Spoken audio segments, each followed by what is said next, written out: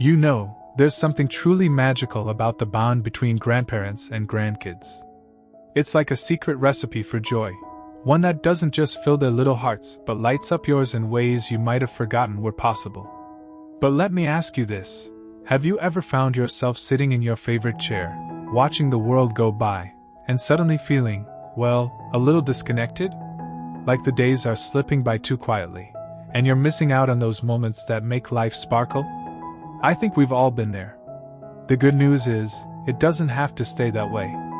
In fact, the key to staying happier, livelier, and more connected as we age might just be simpler than you think, and it's all about leaning into the fun, messy, beautiful chaos of spending time with the grandkids. Now, I'm not talking about elaborate vacations or expensive toys. No. It's the little things, the giggles over a silly game, the flour-dusted kitchen counters after baking cookies together, the stories swapped during a walk in the park.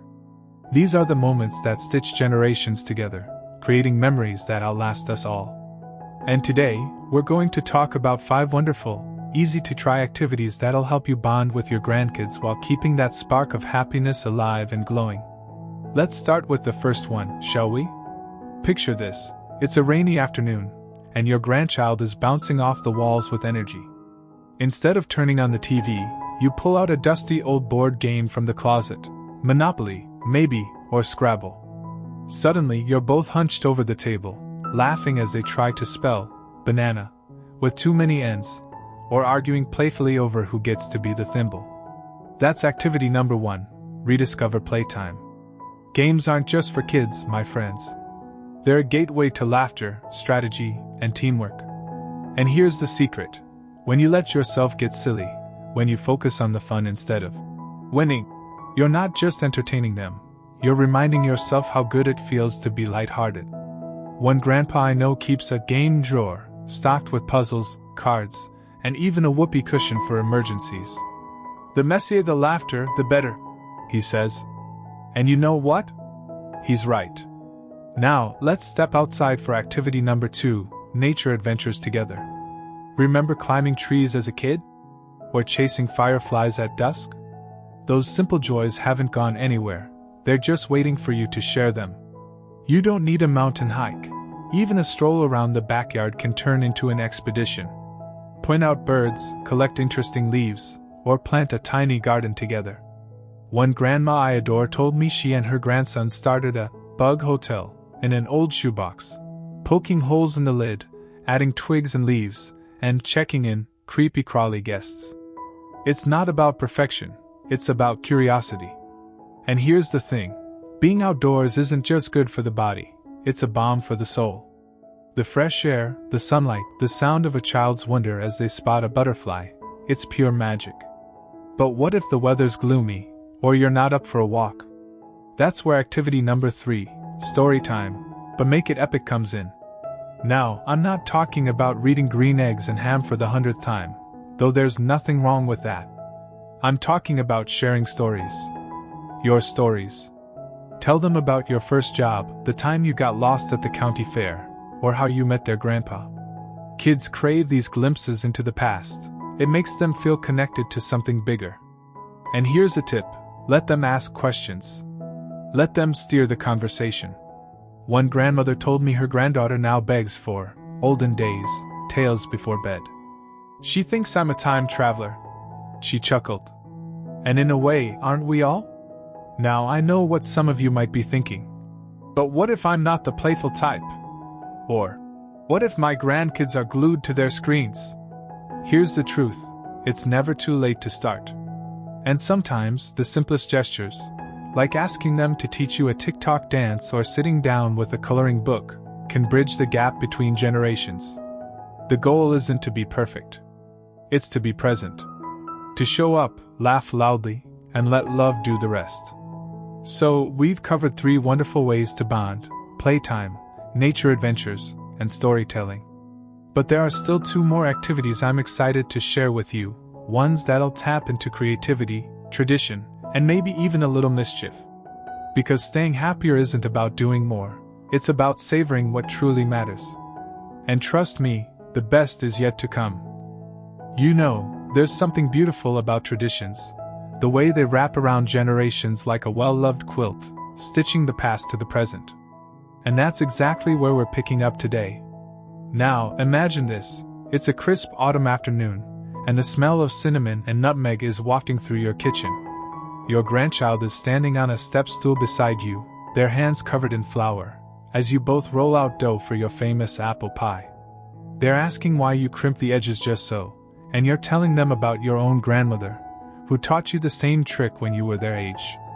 That's activity number 4, create and keep family traditions.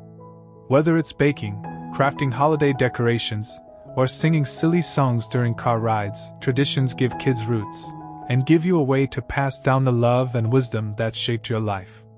One grandpa I know hosts an annual backyard carnival, with ring toss and homemade lemonade. The kids talk about it all year. He says, "It's our little legacy." And that's the thing, traditions don't have to be grand. They just have to be yours. But let's talk about something that might make a few of you nervous: screens. Oh, I know. It's easy to feel like tablets and phones are stealing those precious moments away. But what if I told you that technology could actually strengthen your bond? That's right. Activity number 5, embrace the tech, together.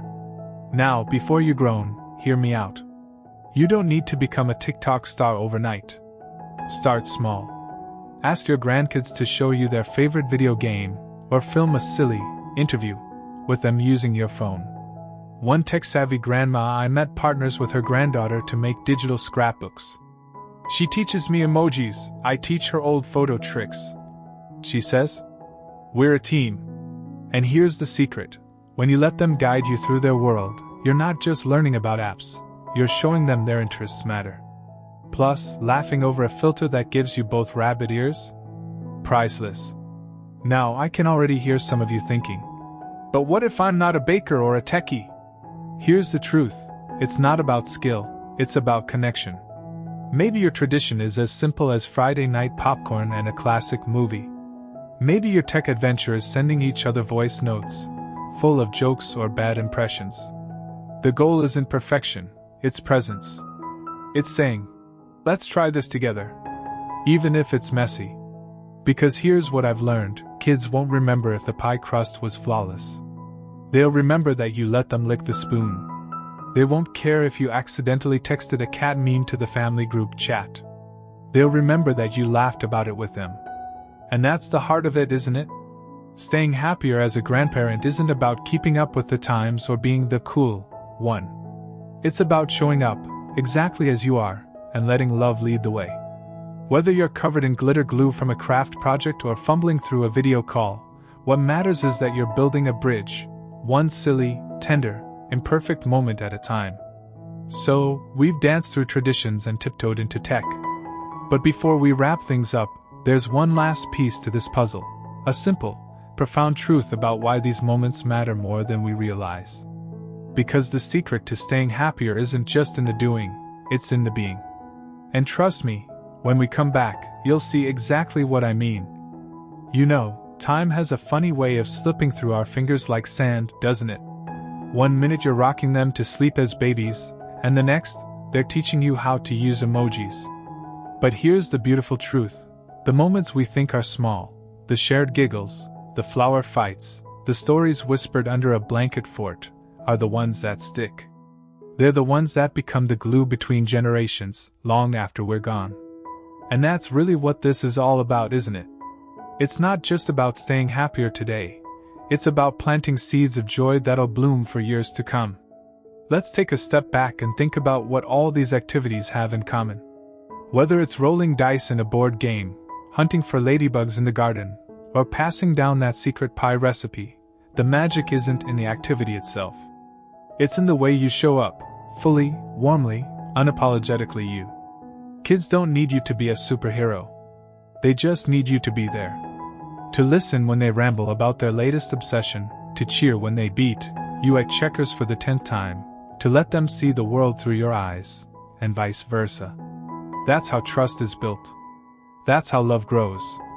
And here's the thing nobody tells you, you get just as much out of this as they do. When you're knee-deep in a craft project or elbow-to-elbow planting tomatoes, You're not just giving them memories, you're giving yourself a gift. You're rediscovering the thrill of curiosity, the freedom of silliness, the quiet pride of passing something on. One grandpa told me his weekly Lego sessions with his grandson became his therapy. "We don't talk about big things," he said. "We just build. And somehow, all the worries melt away. Isn't that something?" Now, I know life isn't always sunshine and rainbows. There'll be days when your knees ache, or the phone feels heavy in your hand, or you wonder if you're even making a difference. But let me remind you, you are. Every time you say yes to one more story, every time you laugh at their terrible jokes, every time you let them teach you something new, you're telling them you matter. And in return, they're reminding you that you matter too. That you're never too old to play, to learn, to love deeply. So, let's tie this all together. Those 5 activities we talked about: playtime, nature adventures, storytelling, family traditions, and tech adventures, they're not a checklist. They're invitations. Invitations to slow down, to lean in, to let go of doing it right, and just be. Maybe your version of nature adventures is watching birds from the porch swing. Maybe tech time is sending each other voice notes with silly sound effects. It doesn't have to be perfect. It just has to be yours. And if you take one thing from this video, let it be this: the greatest gift you can give your grandkids isn't a toy or a trip. It's your attention, your time, your willingness to step into their world, and let them step into yours. Because years from now, they might not remember the rules of the game you played or the cookies you baked. But they'll remember how you made them feel, cherished, safe, and utterly adored. Now, I'd love to hear from you. What's your favorite way to bond with your grandkids? Is it a secret handshake, a silly song, or something entirely your own? Drop a comment below and let's inspire each other. And if this video resonated with you, do me a favor, hit that like button and share it with a friend who might need a little reminder of how wonderful grandparenting can be.